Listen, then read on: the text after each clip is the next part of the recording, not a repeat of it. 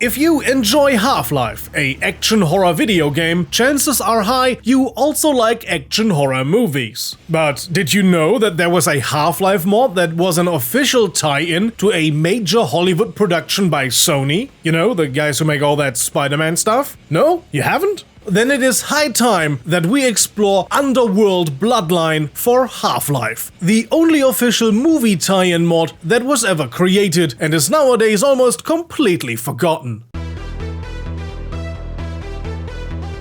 Picture the following. It is the year 2002 and you are working in the marketing department of the American branch of Sony Pictures. You are taking part in a meeting revolving around the advertisement strategy for an upcoming film, Underworld, a dark and gritty action horror movie you created trying to jump on the trend of the recently released Matrix movie. The boss wants marketing ideas, and your co-workers come up with suggestions. How about a print and billboard campaign? TV spots and trailers in the movie theaters. It is the year 2002, and so the maverick in your group maybe even suggests doing an online campaign, using that newfangled invention called the internet, which is slowly spreading to more and more households. You are bored, thinking of what to do after work, probably playing one of the new expansions for Half-Life you just got. So you throw out a suggestion, expecting to be yelled out of the room. Why don't we create a free multiplayer modification for Half-Life based on our movie? Online multiplayer is all the rage nowadays, and we are trying to capture a younger audience. In your mind, you crash through the window.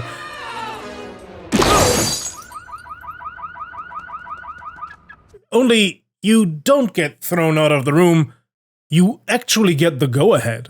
So the wheels start turning, you hire a development studio, and your silly idea actually takes shape. What an unexpected outcome. That was the longest intro ever, I think. Welcome to a new ESCalation Halloween video. And as Halloween is close to Christmas time, don we now our gay apparel.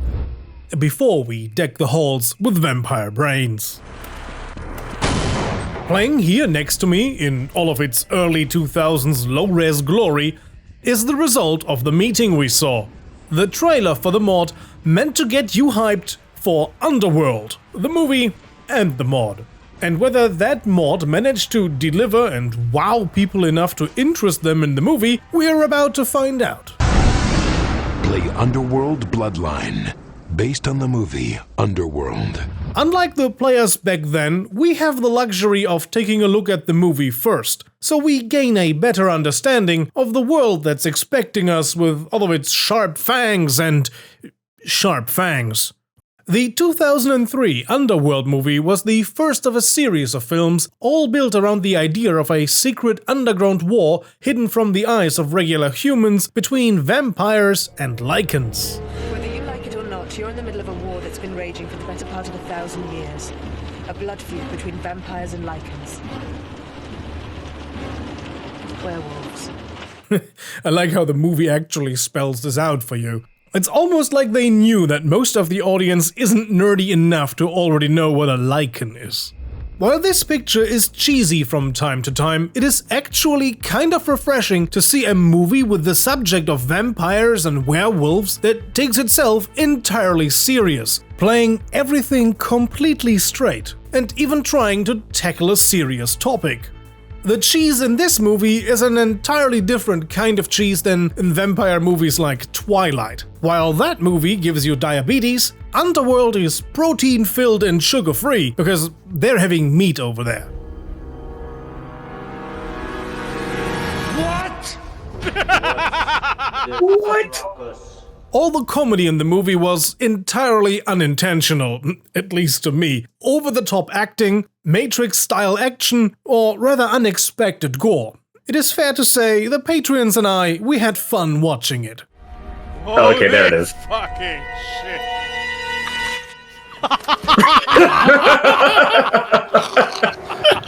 Holy fucking shit. As alluded to before, the movie's background story turned out to be more than just relying on vampire and werewolf tropes. It is based on themes of ancient blood feuds, serving as an analogy to racism. the head of the vampires is really concerned about keeping his bloodline pure. Unlike many other vampire stories, the Underworld universe explains these supernatural beings with science. A genetic mutation caused by a virus hundreds of years ago instead of mysticism. The craziness of that scientific explanation is underlined by the fact that the doctor who explains this to us is German.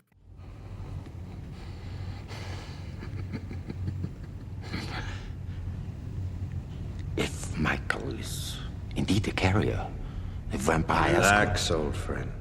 Yes, this movie trope is in there. The crazy German scientist can't be missing.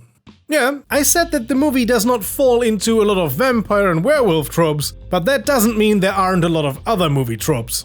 One of my favorite ones is present, the computer enhance image trope.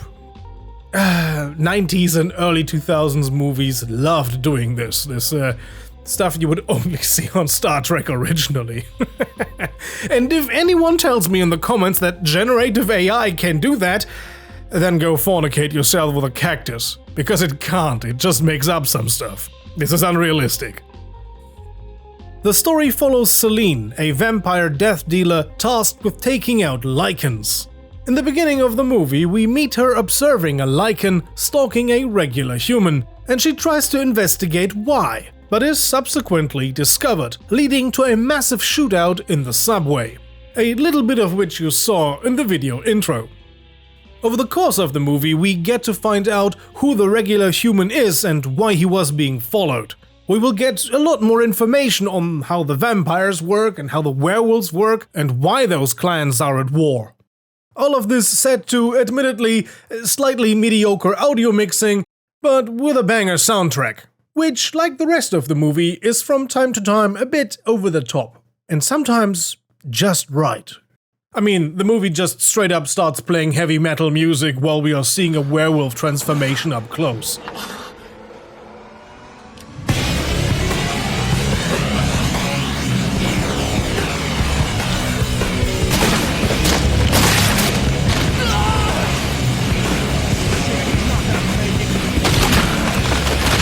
If that would happen to me, I would appreciate some heavy metal. I mean, transforming into a werewolf, that's pretty metal.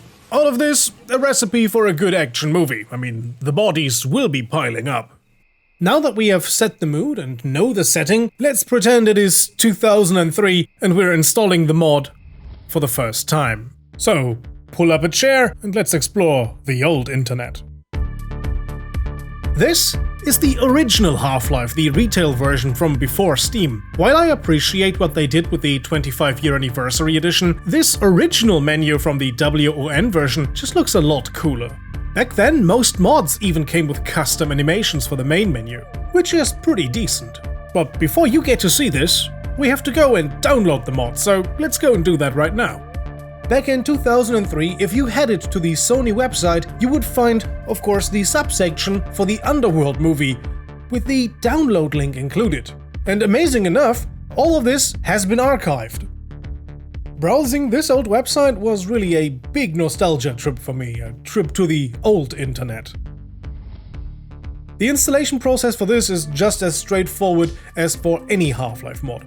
And amazing enough, this old mod from the website still works with the modern version of Half-Life, so you could either play this on the WON version or with the modern Steam version.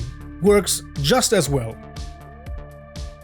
Underworld Bloodline is of course part of the official marketing strategy by Sony. And in case you didn't notice that, they've plastered movie posters all over the maps, your HUD and the main menu. Kinda hard to miss. And I can imagine that a lot of people were turned off by this back in the day, with this advertisement being so just in your face. Sony hired a studio called Big Spaceship based in New York to create the mod they wanted. The issue was just that Big Spaceship wasn't all too familiar with Half-Life. So they approached Valve to point them towards someone who is, and Valve did. Big Spaceship got Black Widow games on board. You might know them for mods such as USS Darkstar and They Hunger. With the right expertise now on the team, they got to work recreating iconic locations from the movie in a much more simplified fashion. This mansion, for example, is a pretty close recreation. Less so is the subway station, and even less so is the train. You can call it a subtle nod to the train scene from the movie. Be that as it may, they all serve the purpose of facilitating fun gameplay, and in that department they pretty much deliver. Same goes for the player models. They are loosely based on movie characters. And if you wonder if there are actually any werewolves to play, unfortunately, no. The gameplay offered by Underworld Bloodline is a mix of many tried and tested formulas. It is a mix of capture the flag and hostage rescue. Remember that human they were after in the movie? So are you in the mod. These are special people, hybrids, important to the prosperity of your race, lichens and vampires. Irregardless of what they want with them in the movie, here in the game you want to capture them and lead them back to the, let's say, rescue area to score points for your team. And I'm not sure if you really rescue them, because sometimes you lead them down an elevator, which is okay, I guess, and other times there's a trapdoor, and this is next to it. Yummy. Slightly sinister. Both teams come with 4 largely symmetrical classes, with each side possessing a special ability. The lichens can sprint real fast, while the vampires can jump super high. The weapons of each team are inspired by, you guessed it, the movie. Throwing stars, whips, TMPs and desert eagles. While the movie shows a wide variety of assault rifles, such as the lovely German G36, the mod creators strangely opted for appropriating Team Fortress Classic's assault cannon, something you never see in the movie. In an even stranger choice, they included an M4 and declared it to be a sniper. When you zoom in, it's semi-automatic, and unscoped, it's full auto, but it only has an 8-round magazine. Yeah, it's the weirdest choice for a sniper rifle I've ever seen in a video game. Completing that entire arsenal are weapons like a shotgun, which you may find hidden on some maps. And speaking of maps, the mod launched with only 2 a little while before the movie released, and upon the film hitting the cinema on September 12, 2003, an updated version of the mod was published with 2 new maps and new weapons, like the spiders. Reskinned snarks, actually. Looking different, but just as annoying and fun. The maps City and Train try to adhere to actual movie locations, while the maps Factory and Fortress take a bit more liberty. They are rather distant from the movie, but still fun.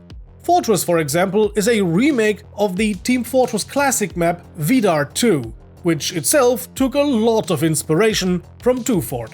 Included within the mod also came an FDG file, which allows you to create custom maps for the mod, though sadly, if anyone ever created custom levels for it, the upload files didn't survive till this day. I couldn't find any of them.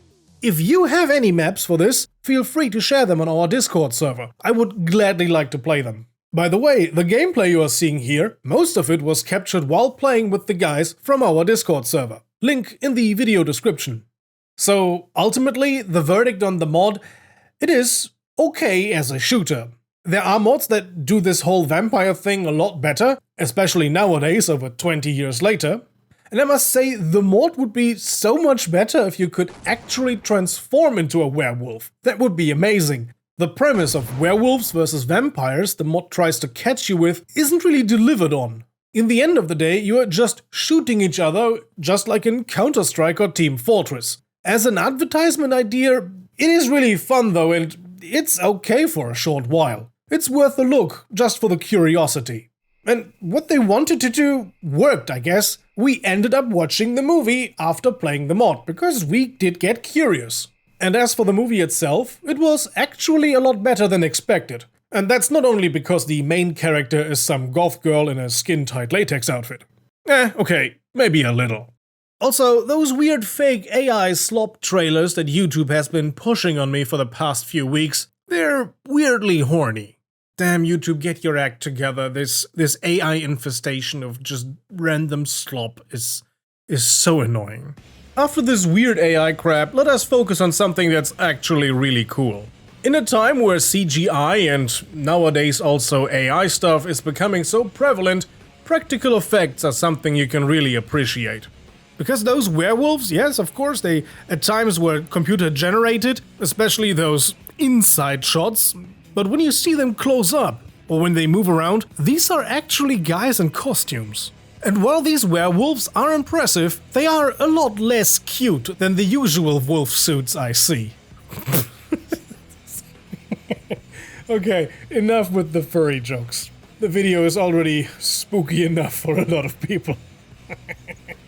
And if you could get over the cringe, then I hope you found the video interesting. And if you want more of that, videos, then why not check out our Patreon? Our supporters there got to see this video well before anyone else. Those are the names you see scrolling by right now. Those are our supporters, to whom I'm tremendously thankful. Thank you so much for your support. And to them and everyone else, thanks for watching. So, see you guys next time. Until then, have a nice day, happy Halloween, and as always, goodbye and guten Tag.